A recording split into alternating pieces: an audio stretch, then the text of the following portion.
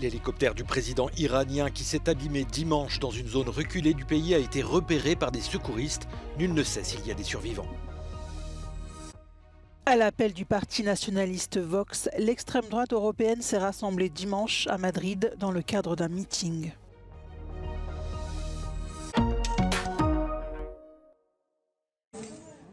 La télévision d'État iranienne a annoncé ce dimanche au soir que l'hélicoptère dans lequel voyageait le président Raïssi et qui a été victime d'un crash a été retrouvé. L'engin aurait été localisé sur une montagne du nord-ouest du pays, mais selon les secours, la situation n'est pas bonne pour espérer retrouver des survivants. Une équipe du Croissant-Rouge est en route vers le lieu de l'accident. Aucune information n'a été communiquée sur l'état de santé du président Raïssi et des autres passagers.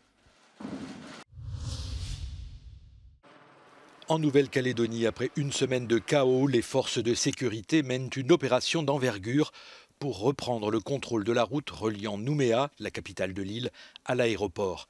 Les violences ont causé la mort de 6 personnes en 6 jours, provoquant d'innombrables destructions. Au cœur de la crise, la question de la nouvelle loi électorale votée à Paris qui a mis le feu aux poudres chez les indépendantistes kanaks. Le président français Emmanuel Macron a convoqué un nouveau conseil de sécurité et de défense nationale pour ce lundi à 18h30. Alors que le conflit en Ukraine s'enlise, le Premier ministre polonais Donald Tusk a annoncé ce week-end le déblocage de 2,3 milliards d'euros pour rendre les frontières orientales de la Pologne plus imperméables. Ce bouclier oriental se traduira par des travaux de fortification au nord à la frontière avec l'enclave russe de Kaliningrad et à l'est à la frontière avec le Bélarus. Le Premier ministre s'adressait aux troupes polonaises à Cracovie, dans le sud du pays, pour marquer les 80 ans de la victoire alliée dans la bataille de Monte Cassino contre les nazis. Le Premier ministre a également rappelé que ce bouclier devrait être soutenu par une défense aérienne européenne forte, et notamment via le dôme européen que la Pologne veut construire avec d'autres pays de l'UE. Varsovie surveille aussi de très près sa frontière avec le Bélarus, qui a déjà été renforcée par le passé. La Pologne craint que le régime de Minsk ne réamorce son chantage aux migrants.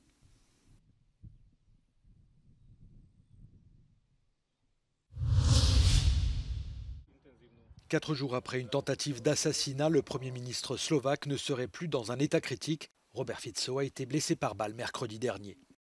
Myslím si, že to najhoršie, čo sme sa obávali, aspoň pre túto chvíľu pominulo, ale naďalej je ten stav veľmi vážny a preto bude vo šetrovaní lekárov práve Banskobystrickej nemocnice, ktorým ešte raz za to všetko, za tie zázraky, ktoré sa udiali posledné dni, ešte raz veľmi pekne ďakujem. Depuis l'attentat, de nombreux partisans du dirigeant populiste slovaque se relaient à l'hôpital où est pris en charge Robert Fico en signe de solidarité. In my opinion, people pay too much attention to politics and we have lost the humanity somewhere along the way. Le Premier ministre de 59 ans a été blessé par balle alors qu'il visitait l'ancienne ville minière de Handlova. Depuis, la sécurité a été renforcée autour de l'hôpital et dans les bâtiments gouvernementaux. Quant à l'assaillant, accusé de tentative d'assassinat, il a été placé samedi en détention provisoire.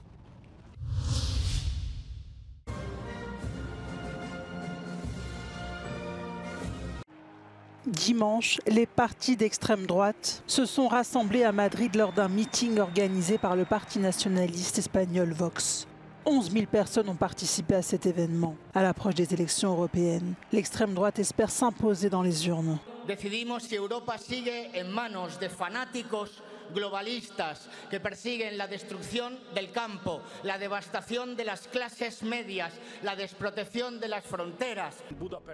Le Premier ministre hongrois Viktor Orban s'est exprimé dans un message vidéo, idem pour la présidente du Conseil italien Giorgia Meloni, dont le message a également été diffusé au public sur grand écran. Le président argentin, Javier Milei, est également monté à la tribune, enlaçant le chef de file du parti Vox. Aux abords du stade, où avait lieu ce meeting, 1000 personnes se sont rassemblées pour manifester contre l'extrême droite. Les élections européennes se dérouleront du 6 au 9 juin prochain.